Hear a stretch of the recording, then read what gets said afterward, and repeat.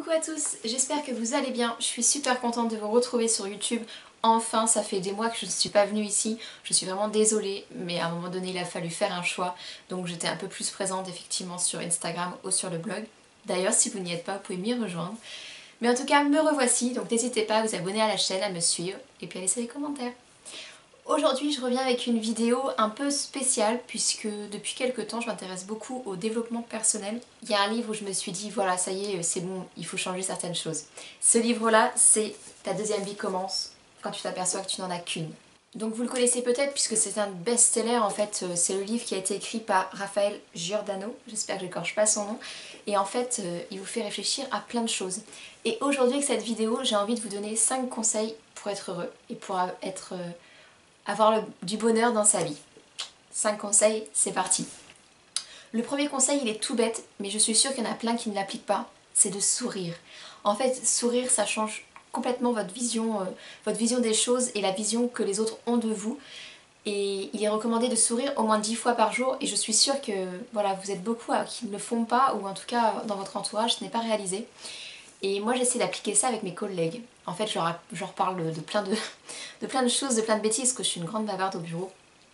Et mes bêtises, ça les fait rire, ça les fait sourire, et ça met de la bonne humeur, et voilà, ça change un peu le quotidien, et c'est tout bête. J'aurais notamment parlé de la sylvothérapie. Alors si vous ne connaissez pas, là vous allez vraiment me prendre pour une folle. C'est la thérapie par les arbres. En fait, il faut aller en forêt, vous marchez du pied, vous essayez de vous ressourcer, et vous enlacez les arbres, et au contact de la sève, enfin, voilà, vous êtes censé être plus heureux, mieux dans votre peau. Voilà, ces petites choses bêtes. Alors ça les fait beaucoup rire, mais c'est des choses qui vraiment existent et qui fonctionnent. Ou comme l'idée d'aller une semaine dans un ashram en Inde pour faire du yoga, méditer, penser vraiment à soi. Et bien je pense que c'est des choses qui peuvent, voilà, qui changent un peu le quotidien. Je vous dis pas qu'il faut le faire, mais ne serait-ce qu'en parler, déjà ça fait sourire, et voilà, ça fait partie de mon premier conseil qui est de sourire au moins 10 fois par jour dans la journée. Deuxième conseil, c'est de faire une liste, tout bêtement, de ce qui est positif dans votre vie actuellement et ce qui est négatif. En fait, voilà, ça peut être le positif, je sais pas, vous avez perdu 2 kilos récemment, vous êtes heureuse, ça c'est chouette. Le négatif, voilà, il y a une personne qui est toxique pour vous, vous avez pas assez de temps, enfin voilà, vous mettez tous les plus d'un côté, tous les moins de l'autre, et vous allez vous rendre compte à la fin, est-ce qu'il y a plus de petits bonheurs, de points positifs dans votre vie, ou de points négatifs. S'il y a plus de points négatifs, il faut remédier à ça, et il faut faire changer les choses et se donner les moyens de réussir à modifier ces points négatifs. Même s'il n'y en a pas beaucoup, des fois ça peut être des points qui sont très importants et qui polluent vraiment votre quotidien. Ça pollue votre quotidien, mais ça pollue aussi le quotidien des personnes que vous aimez et qui sont autour de vous, puisque si vous ça ne va pas, les autres ça ne va pas aller non plus. Troisième conseil, et celui-ci je ne l'ai pas inventé, hein, je l'ai vu sur une vidéo d'une de mes copines de Tribulation d'Anaïs, c'est de faire une bucket list. Alors une bucket list, qu'est-ce que c'est? Tout bêtement, vous notez tout ce que vous aimeriez faire avant votre mort. Donc ça peut être des choses que vous pouvez faire voilà, tout de suite, ou des choses qui prendront beaucoup plus de temps, où il vous faudra monter un projet, enfin voilà, tout ce que vous aimeriez faire avant de mourir. Je sais qu'il existe des grands tableaux en fait, enfin c'est pas des tableaux, des grandes affiches avec plein de petits carrés que vous pouvez décoller, et voilà, c'est 100 choses à faire avant de mourir. Donc je ne sais pas, aller aux États-Unis, nager avec des dauphins, enfin voilà, ça peut être des choses comme ça. Mais je trouve que ça vous donne des challenges dans la vie et des envies et des buts à poursuivre, et ça je pense que c'est important pour être heureux. Conseil numéro 4, conseil numéro 4, c'est simplement penser à soi de temps en temps. Parce que c'est bien de penser beaucoup aux autres, mais des fois il faut penser avant tout à soi, être un petit peu égoïste pour vraiment être heureux dans sa vie.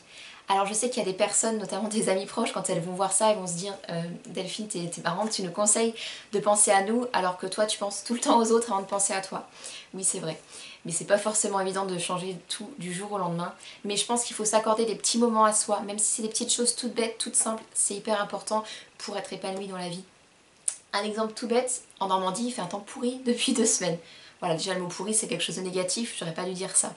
Mais voilà, le temps n'est pas clément actuellement, et du coup c'est un moment où vous pouvez vous ressourcer chez vous, faire des masques, être en cocooning, penser à vous. Des petites choses simples, mais pensez à vous.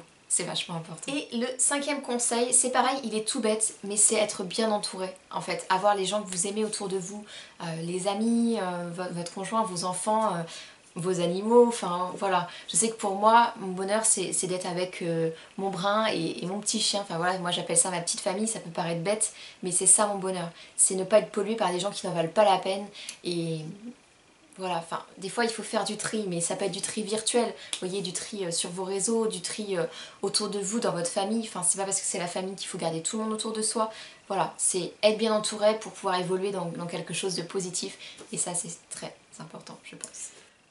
Voilà, cette vidéo est finie, j'espère que ça vous aura plu. Franchement, je ne saurais que vous recommander de lire ce livre qui est juste top. Moi j'ai qu'une envie, c'est de lire que des livres comme ça sur le développement personnel. Il y en a plein et je pense que je ferai peut-être une petite vidéo comparative sur ceux que j'aurais lus.